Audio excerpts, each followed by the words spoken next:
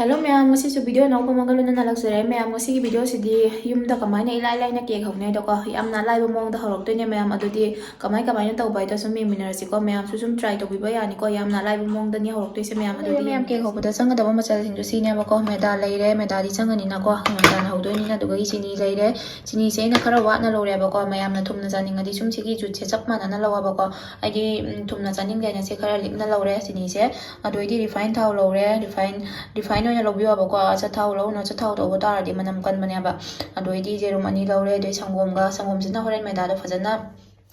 तोटमिनादोइनिना फजना महीदो सेमदोइनेबा अदुदि येंगमिनरसे ma'am से ma'am ngसागी येरुम अनिदो अदुगगी ngसागी चिनीदोगा grinder से हापचले अदुगगी थावदो ngसागी refine थावदो सिसो हापचलनी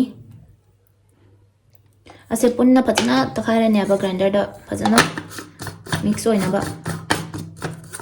जांगना लोइबनी ma'am याम सम्बनेबको सिगी कइनोसे खोसे ma'am सुम ट्राई तोबियो होजि ग्राइंडर दा फजा तखारनी ngसागी कइनोदो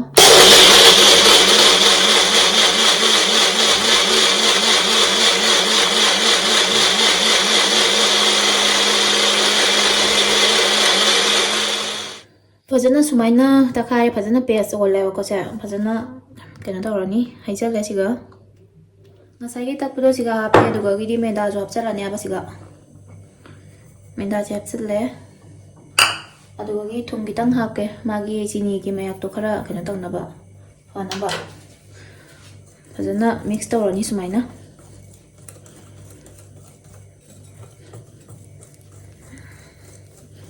सुमाइना फजा मिक्स तौबिरो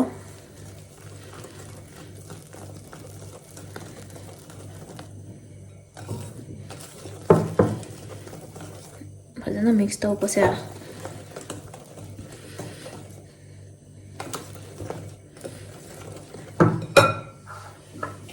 संगोमसिना मही से हापगे खरा संगोम हापदि हाव हेन बनेबको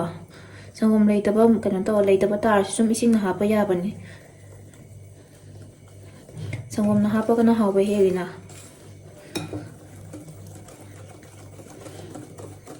फजना सुमाइना मिक्स तौबिरनी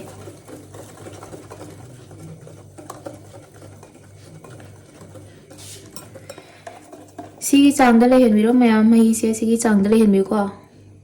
सुमाइना ओइबा कानसे सिगी चांगदा लेहनबिरो देगी बेकिंग पाउडर हापचला सिजी बेकिंग पाउडर से चमच सिगी खाइबको हापेबा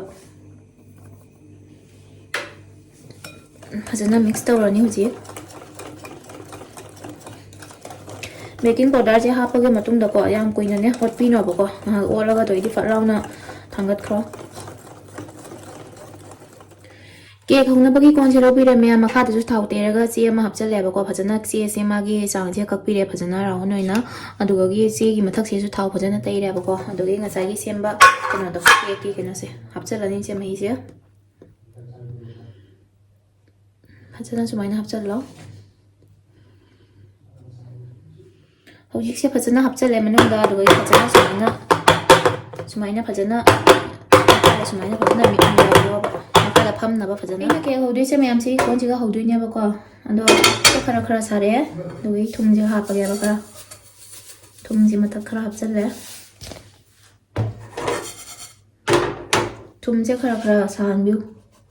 थुमजे खरा खरा साहलनी हौजिक थुमजिजु खरा खरा सारे हौजिक सिगी इनसे हापचलनी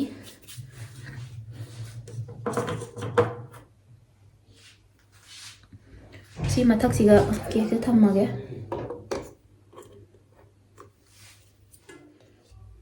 मकुम जे फजना कुसल लगे हौजी अदि मकुम जे फजना कुसल ले सी मिनिट निफु मंगा मुक थम्बिदोनेबको मैम मिनिट निफु मंगा दा फजना मुनबनी अदुदि होरेन मुल्ला कांदा कमायना तौबाइदो मैम दु मुचरागेबको सिगा लेरे मैम ngसाई केक तो मिनिट निफु मंगा दा चपचाना मुल्लाबको अदो समाइना फजद्रा यंगो मैम प्राइस पंजी होइना यम हावरानी फजना मुल्ले ngसाई लौथोकपदा खरा समाइना खतंग चिंगाइरेबको फजना मुल्ले केक से अदुदि मैम सुम ट्राई तौबिको यामना लाइबनेबक सी माongda हौबियो मैम अदुदि मैम ngasi वीडियो से सिगा सुम लोइसनजरगे मैम नैगी चैनल से नुआइब्रेडी लाइक शेयर सब्सक्राइब तो सोनब्रा मैम अदुदि नेक्स्ट की वीडियो तमु थेंगनारसी मैम ngasi की दी बाय बाय।